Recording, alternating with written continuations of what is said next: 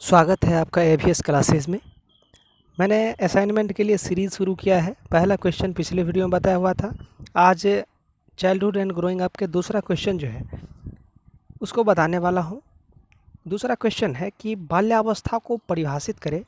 बचपन की अवधारणा क्या हमेशा से एक जैसी रही है या समय के साथ बदलता रहा है? उदाहरण के साथ विश्लेषण करें, ये क्वेश्चन है। इसका क्या सोल्यूशन हो सकते हैं, क्या आंसर हो सकते हैं, वो देखते हैं। अब तो बाल्यावस्था जन्मोपरांत मानव विकास की दूसरी अवस्था है जो शैशवावस्था की समाप्ति के उपरांत प्रारंभ होती है। बाल्यावस्था में प्रवेश करते समय बालक अपने वातावरण से काफ़ी सीमा तक परिचित हो जाता है।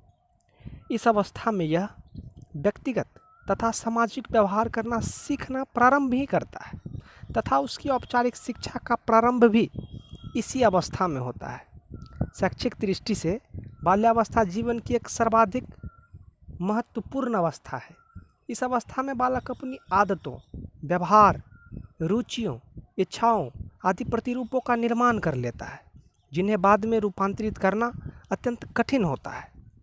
सामान्यतः 6 वर्ष से 12 वर्ष की आयु के बीच की अवधि को बाल्यावस्था कहा जाता है क्योंकि इस अवधि में बालक प्राथमिक विद्यालय की शिक्षा प्रारंभ करता है। इसीलिए शिक्षा शास्त्र में प्रारंभिक विद्यालय आयु भी इसे कहा जाता है। इस अवधि में बालक में स्फूर्ति अधिक होने के कारण कुछ लोग इसे स्फूर्ति अवस्था भी कहते हैं, कुछ लोग इसे गंदी अवस्था भी कहते हैं क्योंकि इस अवस्था में बालक खेल कूद, भागदौड़, उछल कूद में भी लगे रहते हैं और प्रायः जो है ये गंदा और लापरवाह रहता है। अब बात करते हैं बाल्यावस्था की। बाल्यावस्था में क्या होता है तो 82% मानसिक विकास हो जाता है। इस अवस्था में बालक जो है उन समस्याओं को हल कर लेता है जो ठोस रूप से उसके सामने रखी जाती है। जैसे कि अलग अलग लंबाई की 3 छड़ियों को देखकर बच्चा यह बता सकता है कि सबसे लंबी छड़ी कौन है और सबसे छोटा कौन है। ये सारे चीज़ बाल्यावस्था में बच्चे शुरुआत में ही समझ जाते हैं और देखने लगते हैं कि क्या क्या ये हो सकता है। बाल्यावस्था में ही बच्चों को संख्या, ज्ञान तथा रुचि शैशवावस्था की तुलना में ज़्यादा विकसित होने लगता है। बच्चे की स्मरण शक्ति बढ़ जाती है, बच्चे के व्यवहार में परिवर्तन होने लगता है, उसमें स्वतंत्रता तथा जिम्मेदारी का भाव आ जाता है। बच्चा अपने रुचि के अनुसार कार्य करने लगता है। इस अवस्था में बालक बालिकाओं के खेलों तथा कार्यों में विभिन्नताएं हमें दिखाई पड़ने लगती है। इस अवस्था में भाषा संबंधी विकास में भी वृद्धि होता है।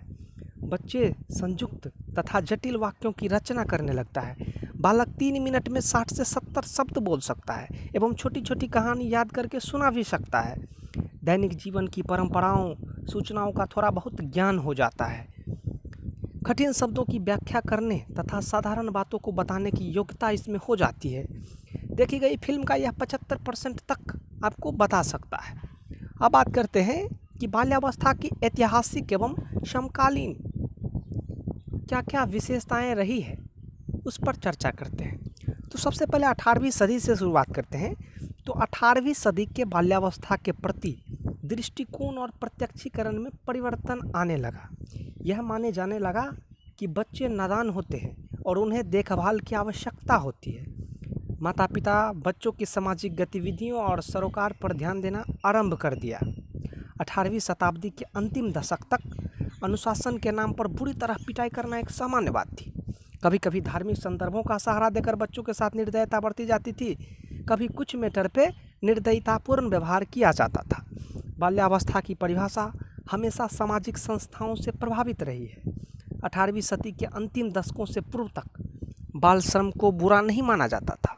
19वीं शताब्दी के प्रारंभ तक फैक्ट्रियों में ज़्यादातर बच्चे ही काम करते थे। उसका काम बड़ों के कामों जैसा ही होता था। कभी कभी तो वे बड़ों से अधिक मेहनत करते थे, उनका काम बड़ों के कामों जैसा ही होता था। कभी कभी तो वे बड़ों से अधिक मेहनत करते थे। साइज में छोटे होने के कारण कभी कभी उनको खतरनाक संकरी जगहों पर काम में लगा दिया जाता था। जैसे फैक्ट्री की चिमनी की सफाई, कभी कभी बड़े लोग गैरकानूनी काम में भी बच्चों का उपयोग करते थे। जैसे भीख मांगना, चोरी करना, प्लेटफार्म पे बैठा देते थे, जगह जगह पे उसे बुरे कामों में डाल दिया जाता था। ये सारे चीज़ 18वीं शताब्दी में बच्चों के साथ किया जाता था। जब 18वीं शताब्दी गुजरा तो उसके बाद 19वीं शताब्दी में कुछ सुधार देखने को मिले। 19वीं शताब्दी के मध्य से पहले बाल संरक्षण संगठन का उदय हुआ। सबसे पहले 1825 ईस्वी में अमेरिका में जो है व्हाइट ऑफ रिफ्यूजी की स्थापना हुई, जिसका उद्देश्य जो है शोषित अनदेखे किए गए बच्चों को शरण देना था।